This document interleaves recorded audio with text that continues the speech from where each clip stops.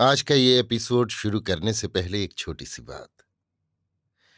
क्या आप भी अपना पॉडकास्ट बनाने की सोच रहे हैं? तो एंकर ट्राई कीजिए। ये पॉडकास्ट बनाने का सबसे आसान तरीका है। नंबर 1, ये फ्री है। नंबर 2, इसमें कई सारे ऐसे टूल्स हैं जो आपको अपने फोन और कंप्यूटर पर रिकॉर्ड और एडिट करने की फैसिलिटी देते हैं। नंबर 3, आप अपने पॉडकास्ट को डिस्ट्रीब्यूट भी कर सकते हैं, जिससे इसे स्पॉटिफाई और दूसरे प्लेटफॉर्म पर सुना जा सके। तो डाउनलोड कीजिए फ्री एंकर ऐप या विजिट कीजिए anchor.fm पर अपना पॉडकास्ट स्टार्ट करने के लिए। ये तो थी एक छोटी सी जानकारी, और अब शुरू करते हैं एपिसोड का सिलसिला। तो आज के एपिसोड में लीजिए सुनिए सूर्यकांत त्रिपाठी निराला के लिखे उपन्यास अलका का भाग 4, मेरी यानी समीर गोस्वामी की आवाज में। दुख भरी पुकार से करुण शोभा का पत्र विजय की दृष्टि किरणों में ठीक ऊषाकाल की ओस के आंसुओं का तरु पल्ला हुआ। शिशिर का शतपत्र पर दूरतम पथ पार करने को पाथे कुछ नहीं। पिंजड़े में आशुबंदी पक्षी के सदृश हृदय देह के भीतर तड़फड़ाने लगा, पर पतत्री को पुनः पुनः क्षतों के सिवा उड़ने का पथ नहीं मिला।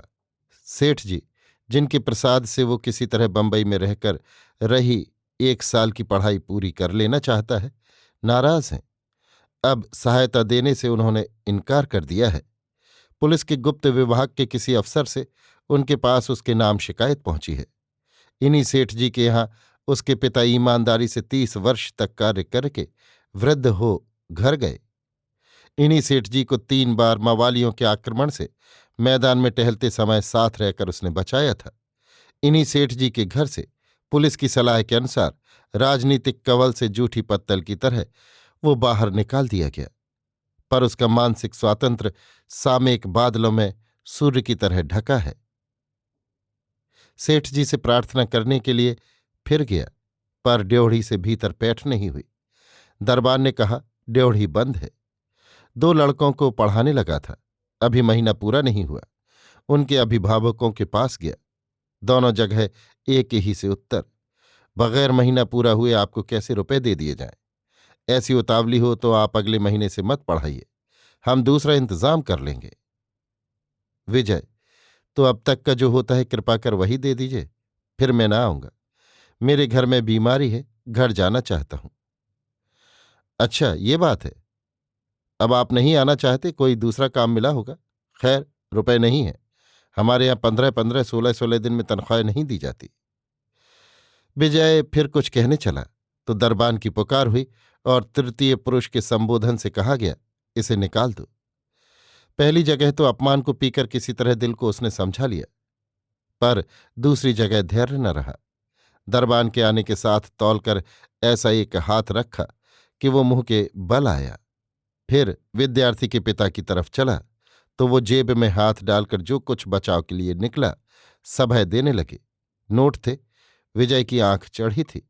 नोट लेकर सदर्प सक्रोध गद्दी से बाहर निकल गया। दूर सड़क पर जाकर देखा, 6 10 रुपए के और एक 100 रुपए का नोट। क्रोध के बाद धनी स्वभाव की परीक्षा कर हंसी आ गई। ये क्रोध और बल है जिसे 3 महीने की पढ़ाई से अधिक अर्थ मिलता है। वो सौजन्य और शिष्टता है जिसकी गर्दन पर हाथ जाता है। ऐसा है आज भारत। सोचता हुआ अपने डेरे की तरफ चला। भाड़ा आदि चुका, बिस्तरा बांधकर सीधे स्टेशन पहुंचा। फिर टिकट लेकर डाक गाड़ी से ससुराल के लिए रवाना हो गया।